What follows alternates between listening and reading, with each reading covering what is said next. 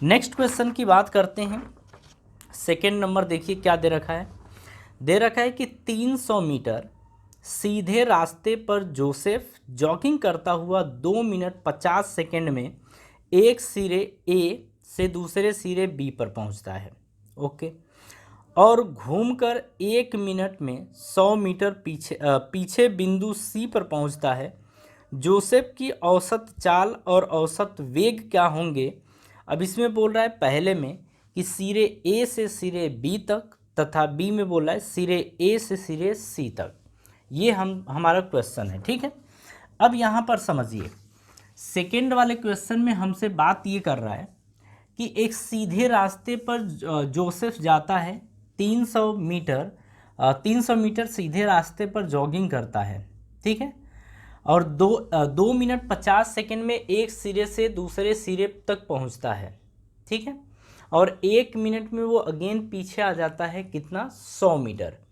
अब यहाँ पर समझिए, जैसे ये रहा, हम बात कर रहे हैं कि ये है बिंदु ए और ये है आपका बिंदु बी। इस क्वेश्चन में यही है। और ए से बी तक की जो दूरी है वो 300 मीटर है। ए से बी की दूरी कितनी है, 300 मीटर है, ठीक है।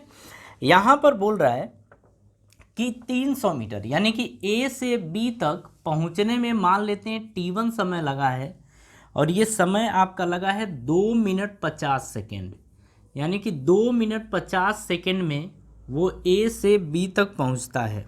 ए से बी तक पहुंचता है, उसके बाद क्या करता है, 1 मिनट में पीछे 100 मीटर आ जाता है। अब बी से 1 मिनट बाद 1 मिनट और समय लेता है और वो पीछे आ जाता है 100 मीटर और पहुंच जाता है सी बिंदु पर। तो यहाँ से यहाँ तक की दूरी दे रखी है 100 मीटर और यहाँ से यहाँ तक का जो समय है उसको T2 मान लेते हैं और वो T2 कितना हो जाएगा आपका, इसने दिया है 1 मिनट, ऐसा दिया है 1 मिनट, ठीक है। अब हमसे बोल रहा है कि ए से बी तक औसत चाल बताइए और औसत वेग बताइए, ठीक है। हमसे फर्स्ट में बोल रहा है कि आप बताओ औसत चाल, औसत चाल, और दूसरा बोल रहा है हमसे कि औसत वेग बताओ। औसत चाल और औसत वेग ये अपने को बताना है, ठीक है। जरा आगे की कहानी आप समझिएगा।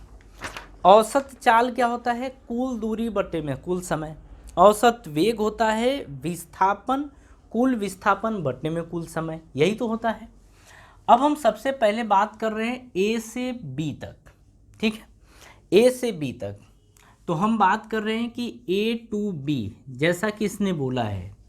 अब ये बताओ कि यहाँ से यहाँ तक की दूरी, कुल दूरी कितनी है, ए से बी तक की कुल दूरी कितनी है, 300 मीटर। तो हम कहेंगे कि दूरी को डी से या एस से ले लो ना, दूरी को एस से ले लो। तो हम इसको बोल देते हैं S1। S1 बराबर कितना है, 300 मीटर। अरे भैया ये हम दूरी बोल रहे हैं, कहाँ से, ए से बी तक की दूरी कितनी है, 300 मीटर, जिसे हम S1 मान ले रहे हैं, ठीक है। अच्छा, ए से बी तक में समय कितना है, तो समय टोटल टाइम, तो ए से बी तक का टोटल टाइम कितना है, तो आप कहेंगे इसको T1 ही ले लो। आप बोलोगे कि 2 मिनट 50 सेकेंड। 2 मिनट 50 सेकेंड का मतलब कि 2 मिनट में कितने सेकेंड होंगे, 120 सेकेंड प्लस ये 50 सेकेंड और है, ओवरऑल ये आपका आएगा 170 सेकेंड।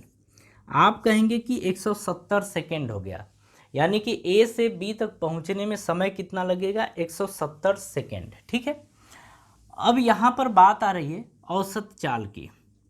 तो औसत चाल बराबर, औसत चाल बराबर कुल दूरी बटे में कुल समय।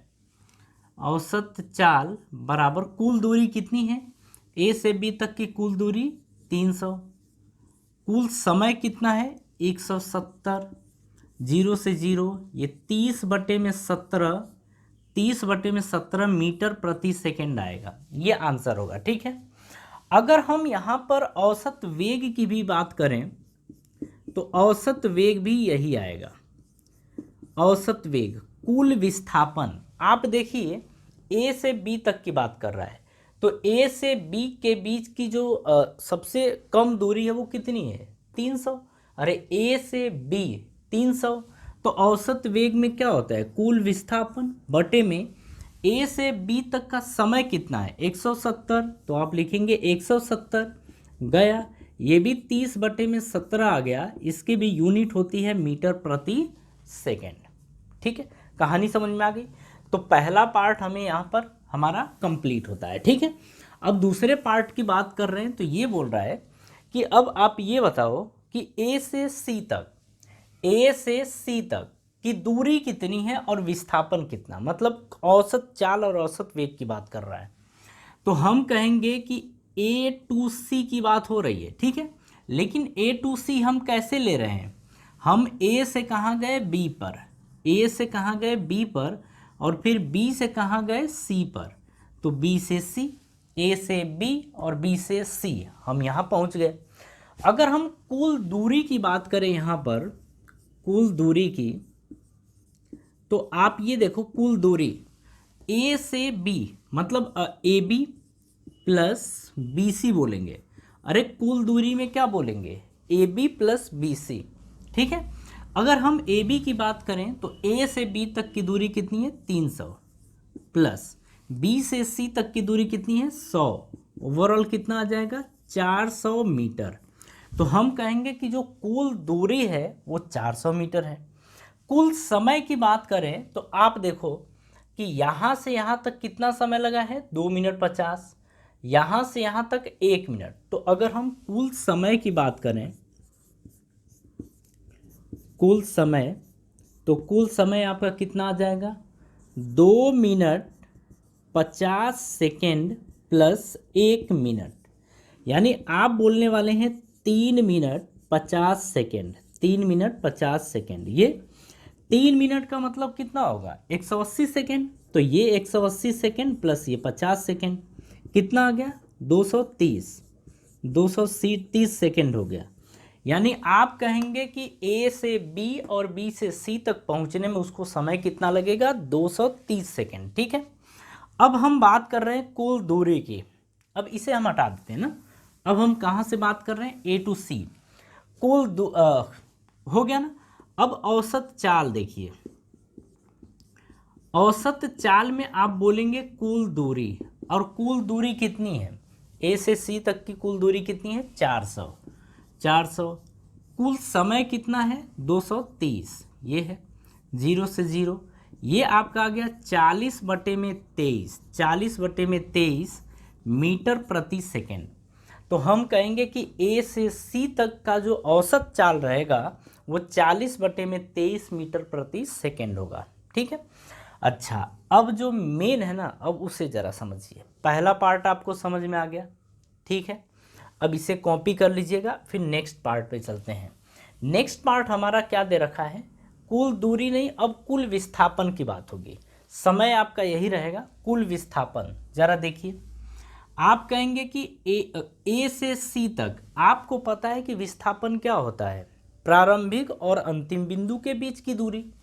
तो ए से सी तक की दूरी कितनी होगी, अरे ए से बी 300 है और बी से सी 100 है, तो ये दूरी कितनी होगी, तो ये दूरी होगी आपकी 300 माइनस 100, और ये आएगा आपका 200 मीटर। कितना आएगा 200 मीटर आएगा।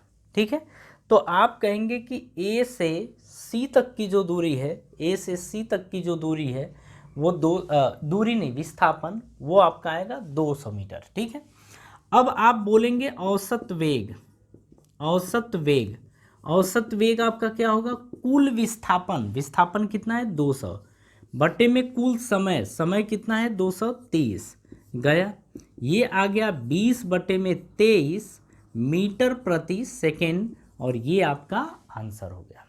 ठीक है, देखिए आप भी देख रहे हैं इतना टफ ये है नहीं, आप आराम से करेंगे कर ले जाएंगे। ठीक है, चलिए